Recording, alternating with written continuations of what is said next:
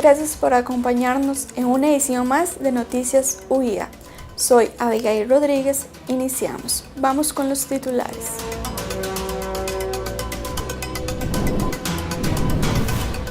En esta edición de Noticias UIA, ¿será que en el país es tiempo de una nueva constituyente?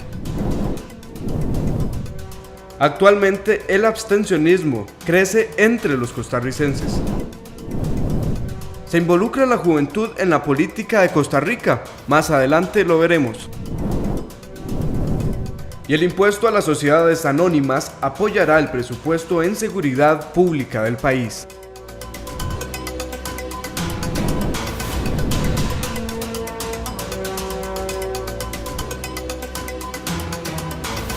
¿Será tiempo para plantear una nueva constitución política en nuestro país? Ivy Ellis nos aborda el tema. En el 2016 se presentó un proyecto de ley que propone abrir una asamblea constituyente para realizar una nueva constitución política en Costa Rica.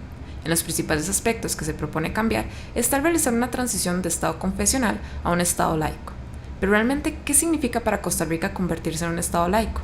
De acuerdo con la Constitución vigente, en su artículo 75, la religión católica apostólica romana es la del Estado, el cual contribuye a su mantenimiento sin impedir el libre ejercicio en la República de otros cultos que no se opongan a la moral universal ni a las buenas costumbres.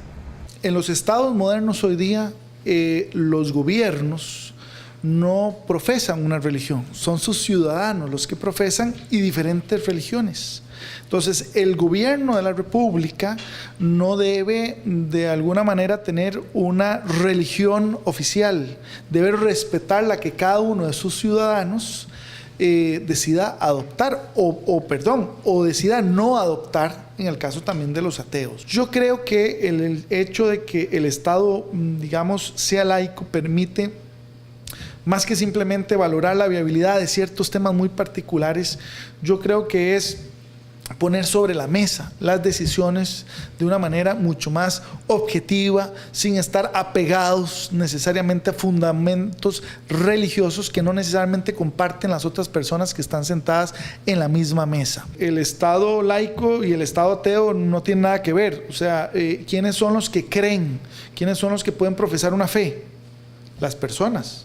No es el Estado, que es un conjunto muy diverso de personas.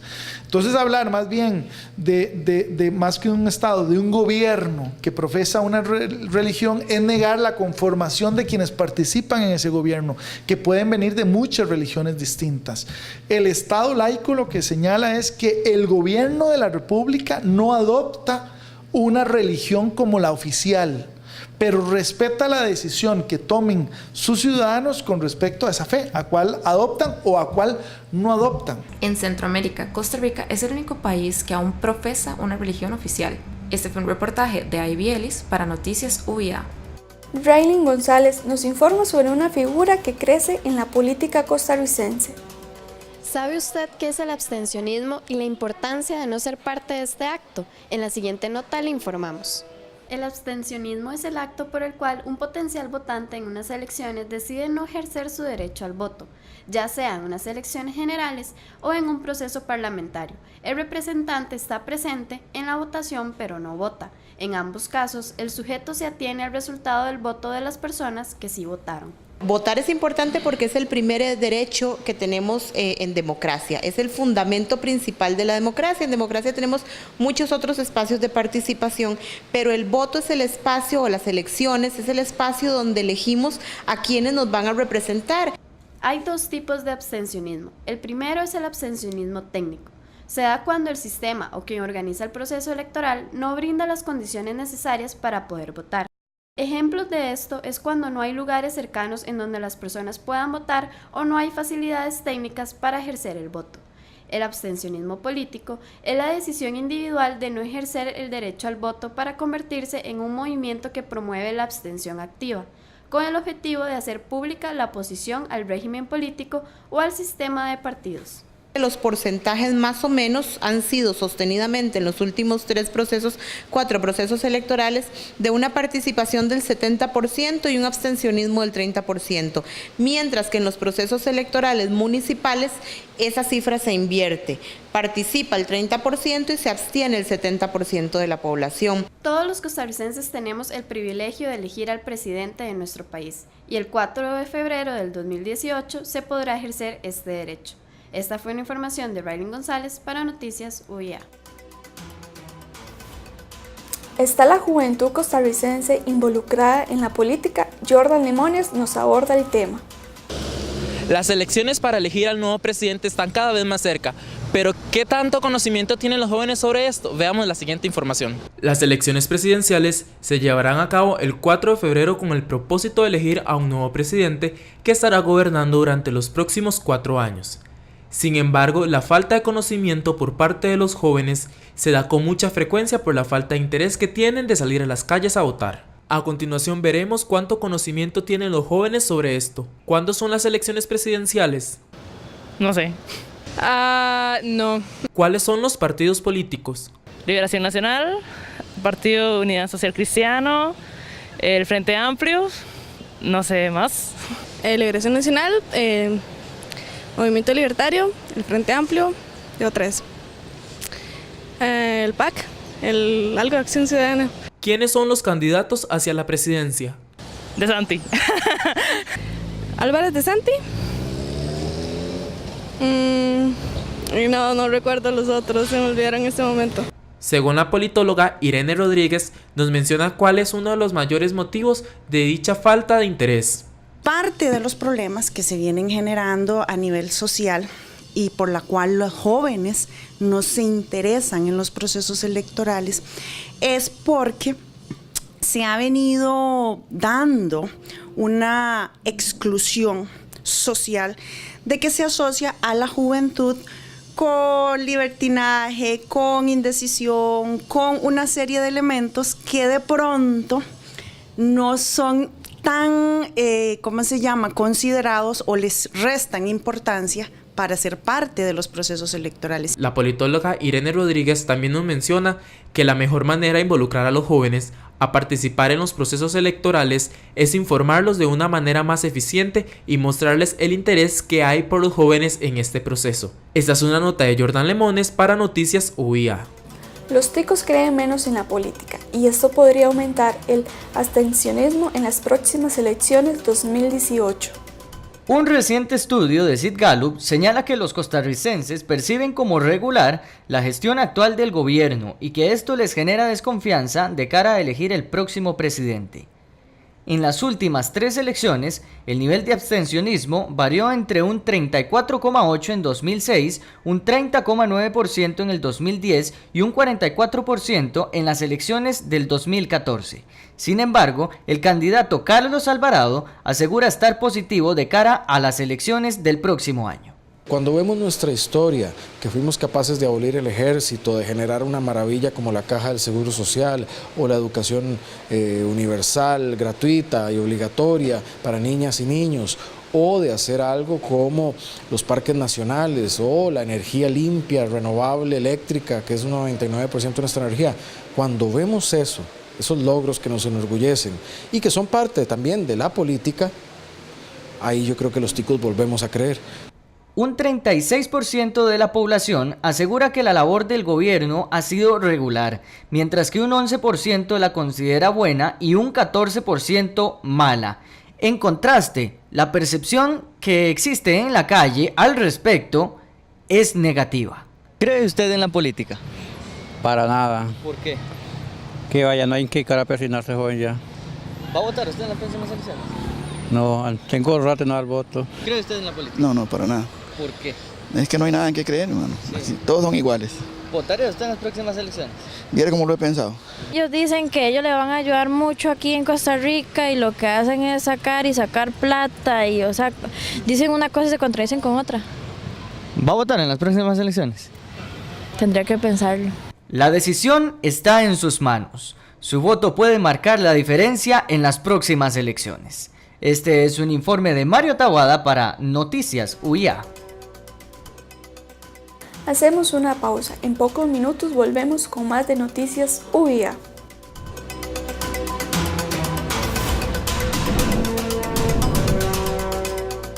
Y al volver, conozcamos más sobre el presupuesto del Ministerio de Seguridad Pública.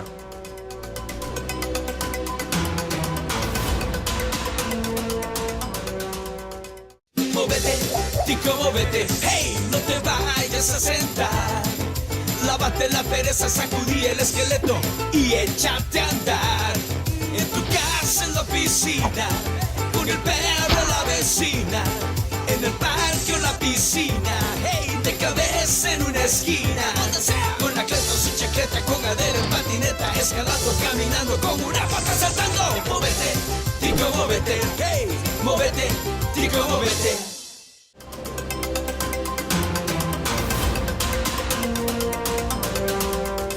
Mauro Vargas indagó qué tanto beneficia el impuesto a las sociedades anónimas al presupuesto del Ministerio de Seguridad Pública.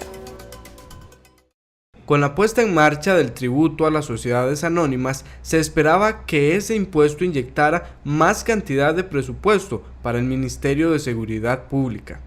Efectivamente, eso sucedió, pero no será lo suficiente, ya que para 2018 se espera que el presupuesto se incremente en tan solo 2.4%, unos 17.500 millones de colones, lo que deja corto de fondos al Ministerio de Seguridad.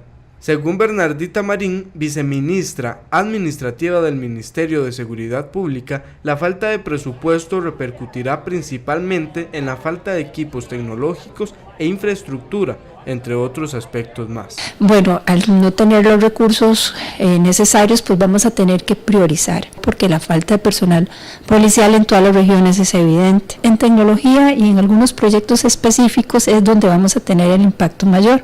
Para 2018, según Marín, el Ministerio de Seguridad invertirá el presupuesto en aspectos como el aumento del número de policías y gastos varios. Se va a invertir más o menos son 7.500 millones en la creación de las 1.000 plazas policiales, más el habituallamiento correspondiente de estos 1.000 nuevos policías. Posteriormente, el resto de cosas son gastos, por ejemplo, en mantenimiento vehicular, en infraestructura, sobre todo es en ese tipo de gastos. En el presente año, el presupuesto con el que cuenta el país en materia de seguridad es de 252.000 millones de colones y el presupuesto para el 2018 será de 242.000 millones de colones, a lo que se le sumará los 17.000 millones del 2.4% del impuesto a sociedades, para un total de 259.000 millones de colones de presupuesto en seguridad. Esta es una nota de Mauro Vargas para Noticias UIA. Siempre en el mismo tema, el impuesto a las personas jurídicas será administrado por el Ministerio de Seguridad Pública. Esto debido a que la criminalidad en el país sigue aumentando. En cuanto al destino del proyecto, se establece que el 90% de la recaudación total será asignado al Ministerio de Seguridad Pública para que sea invertido en infraestructura física de las delegaciones policiales, la compra y el mantenimiento de equipo policial, en la atención de la seguridad ciudadana y en el combate a la delincuencia. Dichas entidades deberán pagar hasta 200.000 colones anuales de impuestos que serán designados al Ministerio de Seguridad Pública. Así lo aprobaron 40 diputados de diferentes fracciones como Partido Liberación Nacional, Partido Acción Ciudadana, Partido Unidad Social Cristiana, entre otros. Enseguida veremos las cifras que deberán pagar las sociedades anónimas. Las sociedades anónimas inactivas deberán pagar 63.930 colones, 15% del salario base de un auxiliar del Poder Judicial. Las activas con ingresos de 51.144 millones deberán aportar 106.550 colones, o sea, un 25% del salario base. Mientras tanto, las empresas activas con ingresos de 119 millones deberán aportar el 50% del salario base. Esto quiere decir 213.100 colones. Y las empresas con ingresos entre los 51 y 119 millones aportarán el 30% del salario base, o sea, 127.860 colones. Este proyecto de ley del impuesto a las sociedades hace que en un mediano plazo habrá nuevos recursos para el Ministerio de Seguridad para el OIJ y para el Ministerio de Justicia en el área penitenciaria. Es un impuesto que ya estuvo vigente en la administración de doña Laura Chinchilla, que fue declarado inconstitucional y ahora intentamos restaurarlo. Otros diputados, como Otto Guevara, del Movimiento Libertario, no estuvieron de acuerdo con el impuesto sobre las personas jurídicas. Estos son barreras que se le ponen a quien quiere emprender y nosotros consideramos que Costa Rica debe más bien, y el gobierno, facilitar las cosas a quien quiere iniciar un negocito, a quien quiere empezar a producir riqueza, generarle un puesto de trabajo a una persona por aquí, por allá, etcétera. Y este proyecto lo que va a hacer es a sacarle casi 50.000 millones de colones a la economía nacional para trasladárselo al Ministerio de Seguridad. Creemos que mediante una reestructuración del presupuesto nacional podría dotársele de esos recursos al Ministerio de Seguridad para que mejore las condiciones de todas las delegaciones policiales y el equipamiento de los policías. A pesar de ello, estadísticas muestran que la tasa de criminalidad no disminuye pese a los esfuerzos realizados por el Ministerio de Seguridad Pública. En 2012 y 2013 se dan los índices de criminalidad más bajos en el país. En 2014 aumenta considerablemente los crímenes, mientras que en 2016 y en lo que va del 2017 la tasa de criminalidad se mantiene elevada y sin rastro de ir en disminución. Para el próximo año, el Ministerio de Seguridad Pública recibirá aproximadamente 18.900.000, los cuales invertirá en la contratación de 1.000 policías más. Rogelio Ramos, exministro de Seguridad, explica que pese al aumento en el presupuesto, la condición en el país más bien empeora. Sí acongoja un poco, visto desde la óptica de afuera hacia adentro, tan pocos recursos para enfrentarse, digamos, a un problema tan grande, que aquí se ve, digamos, en el consumo de drogas, se ve en la cantidad de personas detenidas, se ven aquellos que están en las cárceles, se ven también, digamos, en el tema del lavado de dinero, en fin, por todo lado que usted lo analice, esta cosa es compleja. Así que yo entiendo la situación fiscal que tiene el país, bastante apretada en términos reales, ¿verdad? Pero si no tenemos estabilidad en seguridad, la condición del país tiende a deteriorarse más, ¿no? El impuesto a las sociedades anónimas llegaría al Ministerio de Seguridad Pública con el fin de resguardar la seguridad de los habitantes en el país. A pesar de ello, la criminalidad aumenta y el Ministerio debe administrar correctamente los recursos brindados gracias al pago de impuestos que harán las personas jurídicas para así garantizar la seguridad de los costarricenses. Los ticos no acostumbramos a hacer presupuesto familiar. El tener que asumir deudas es la principal consecuencia al final del mes. La pregunta que muchos se hacen al final de mes es, ¿y ahora qué hago? Ya no me alcanza la plata. Bueno, esto posiblemente se deba a que no tenemos un correcto hábito de ahorro y de presupuesto. Veamos qué nos dice un experto a la hora de planificar nuestros gastos mensuales.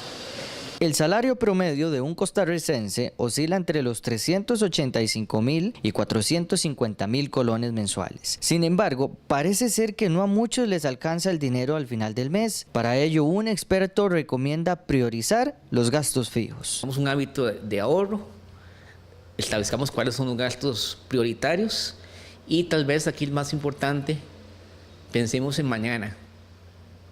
¿Qué voy a tener? ¿Con qué voy a sobrevivir? Pensamos en el día a día, pero no sabemos que mañana puede pasar una contingencia. Para el experto es necesario considerar 3 aspectos básicos a la hora de realizar un gasto y que este no afecte el bolsillo. No es lo mismo yo quiero, yo puedo y yo necesito. Porque la mayor parte de las personas dice no necesito, pero es el zapato de moda, es el celular de moda. Me creo la necesidad en mi mente y aunque no pueda, meto un tarjetazo y la consumo. Además, tome en cuenta también medir sus gastos fijos y establezcase un autoahorro. Recuerde que usted decide si el dinero se mueve por usted o para usted. Este es un informe de Mario Tawada para Noticias UIA. Candidatos apuestan a la educación y al emprendedurismo en busca de la reducción de la pobreza en el país. La pobreza se ha colocado como uno de los principales problemas sin encontrar solución en los gobiernos. Ante ello, quien ostente ser presidente de la República se verá en la obligación de disminuir esta brecha que históricamente no ha bajado del 20% en las últimas 3 administraciones, alcanzando su punto más alto en el 2014. El país no genera el suficiente trabajo en los últimos años particularmente, que es un tema de crear trabajo en primer lugar. No se puede reducir a un programa de bonos o a un programa de ayuda económica. Tiene que ser mucho más integral y por tanto diferenciado de acuerdo a cada una de las características. Actualmente, 1.014.000 personas viven en estado de pobreza, poco menos de un cuarto de la población. Dentro de los principales factores se encuentra la falta de empleo y no contar con un título superior al bachillerato. En contraste, el candidato Antonio Álvarez considera que la principal herramienta para sustentar a la pobreza es aumentar a los ingresos de programas sociales como Avancemos y Banca para el Desarrollo. Es que a quienes se gradúen de la educación secundaria se les dé como una especie de ahorro o capital semilla de $1,000 que se pueda usar como la persona considere que es mejor, si es un capital semilla para un emprendimiento, una microempresa, que sea para eso, si es un capital semilla más bien para tenerlo ahí como colchón por si acaso en los primeros meses mientras se inserta en el mercado laboral. Las provincias rurales históricamente han sido olvidadas por los gobiernos, obteniendo un 30% del índice de pobreza.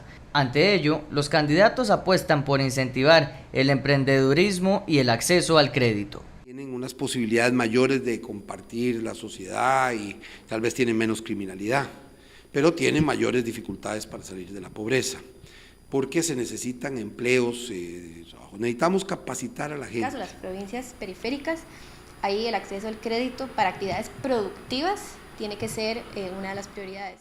La pobreza, sin duda alguna, es un tema prioritario y uno de los mayores retos que deberá reducir quien sea elegido en las próximas elecciones 2018. Este es un informe de Mario Taboada para Noticias UIA. En el 2018, el próximo gobierno de Costa Rica tendrá un presupuesto escaso a raíz del gran déficit fiscal.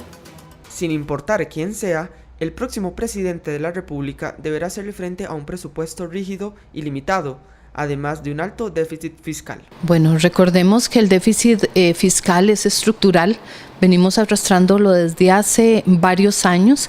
Eso significa que año tras año, cuando generamos estos déficits, pues cada vez se nos limita más la posibilidad de ir financiando recursos de gasto de capital. El pasado 1 de septiembre se presentó el proyecto de presupuesto del gobierno para el 2018, bajo el concepto legal de estado de necesidad. Este es un concepto jurídico que se emplea ante una realidad compleja, en la cual se deben ponderar dos situaciones extremas e incompatibles entre sí, para optar por la que implique un daño menor. No podemos destinar más recursos a la educación, a la seguridad social y en el caso al Patronato Nacional de la Infancia, mientras no tengamos recursos frescos, de tal forma que esos destinos no afecten el equilibrio que llevamos hacia el combate a la pobreza. Pero, ¿de dónde se sacará el dinero para financiar el plan de presupuesto para el 2018? El proyecto presupuesto es de 9.3 billones, de los cuales el 46% va a financiarse con deuda pública. ¿Qué significa? Que el 54% se cubre con impuestos y el resto deberá cubrirse nuevamente con deuda. Con este proyecto, la carga tributaria aumentaría 1.4, al pasar del 13.6 a un 15 del Producto Interno Bruto en el 2018. Esta fue una nota para Noticias UIA de Fabián Madrigal. Esta fue la información más destacada de la semana. Gracias por acompañarnos en esta edición de Noticias UIA. Nos vemos en nuestra próxima edición.